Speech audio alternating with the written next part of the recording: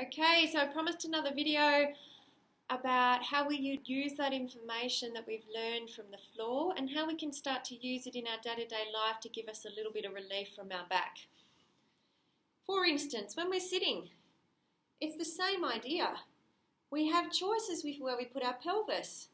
We might choose to flatten the space or increase the space. So if I'm laying on a mat and I make the space bigger, that's a forward tilt, and it looks like this in sitting.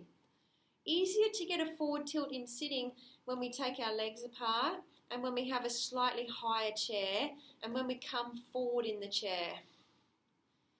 But also sinking or posturally tilting our pelvis, that might feel better. So do not hold yourself in a rigid upright posture if being in a slumped one feels better. There's no point pushing your spine to be a place that right now it doesn't want to be. Likewise, if you hang out here out of habit and you start to tune in and you realise, oh, actually, being here doesn't feel that great, but maybe being here feels better, then use that. That's all the pain's trying to get you to notice some stuff is, where do I feel better? And this is how our pain is actually our best friend. It's always guiding us to where we need to be. Okay, we did the knee push-pull when we were laying down. What does that look like in sitting? Basically the same idea. If I push my right thigh forward, I tend to pull my left thigh back. And what that does is it starts to rotate or twist my back a little bit. It will either feel, sometimes if again the pain's on one side, just slightly changing that rotation angle may create some relief. And particularly in the car, let's say we've got our hands on the steering wheel, if we can learn just to isolate this rotation angle and be guided into where it feels better, then we can start to combine it with the drop, with the lift, with a reach, with the pull, and you can really start to fine tune on a 3D perspective where you could place your back to keep it a little bit happier. Final one, a little bit trickier. I'll turn forward so you can see this one. It's the idea of the waist on either side.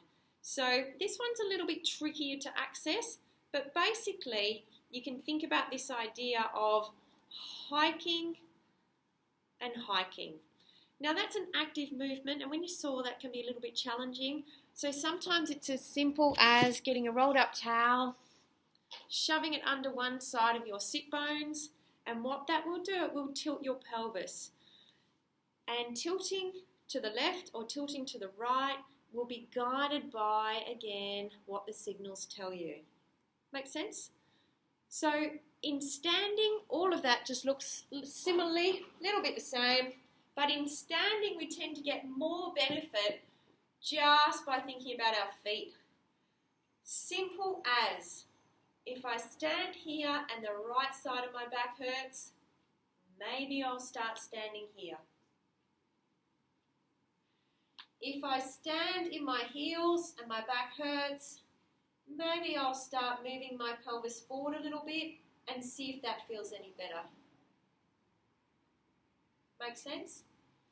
Maybe if I put one foot forward and distribute the weight evenly between the two, I feel a little bit better. Screen's gone blank. And likewise, maybe if I put my other foot slightly forward and move my weight somewhere between those 2 feet, I feel a little bit better. So when we change our feet, we are changing load patterns up in our spine. And that's a real scaled down version of some quick tips you can play with to find relief. So we want to think about movement as a tool for relief. We're not trying to strengthen anything. We're not trying to build a six-pack abdominals. Even I know so many people in back pain who have six-pack abdominals. There's no point having six-pack abdominals if your pelvis can't move or if you load your right foot all day. There's only so much that abdominals and having them strong can cope with, and there's much easier places to start. And from where you're at right now, i.e. in pain, let's just start with some real simple basic stuff. Start to notice how your pelvis is moving and start to notice you have choices. In any moment that you're in pain, think, if I just tilt it this way, if I just tilt it that way, if I just hitch it that way, I can find that sweet spot where whatever it is in my back is feeling not great, it can momentarily feel a bit better. And the more you work with those signals and the more you choose to honour those signals and place your spine in its happier place, the quicker it will heal.